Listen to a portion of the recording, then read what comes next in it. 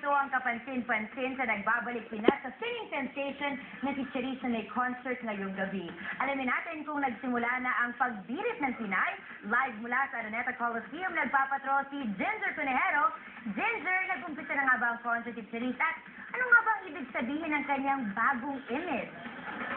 Naku, alamin natin ang sagot dyan maya-maya, Gretchen. Pero ilang sandali na lang mag-uumpisa na ang concert ng Pinay singing sensation na si Charisse. At kasama ko na rin sa likod ko ang ilang theater sa magsasaya rito ngayong gimmick night. Pero bago umataw sa entablado, agaw atensyon na ang bagong look ni Charisse. Pero diin niya, hindi ito isang pagre-rebelde.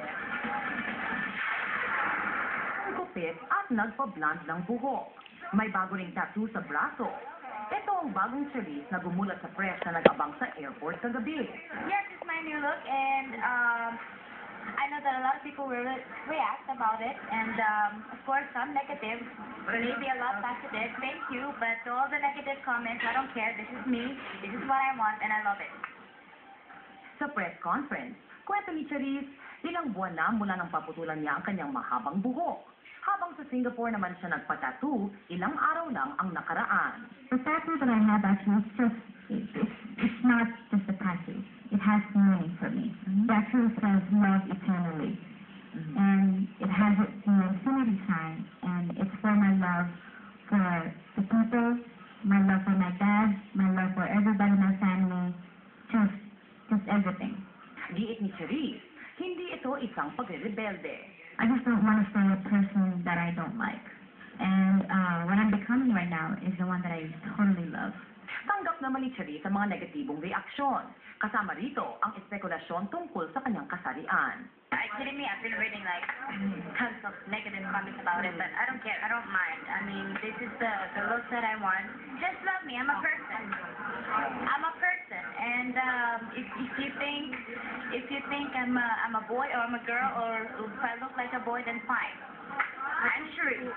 Nakahanap naman ng kakampi si Charisse kay Ayaz, na kasama niya sa concert. I don't care what Charisse changes into.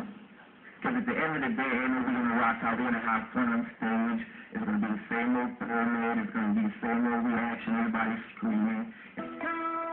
Malayo man sa pa-cute na imahe noon, may hindi raw magbabago sa singer. Maraming mang nagbago sa skin ko or whatever, yung attitude and yung intention ko para sa ibang tao is still the same. At pati na ang kanyang pagmamahal sa musika.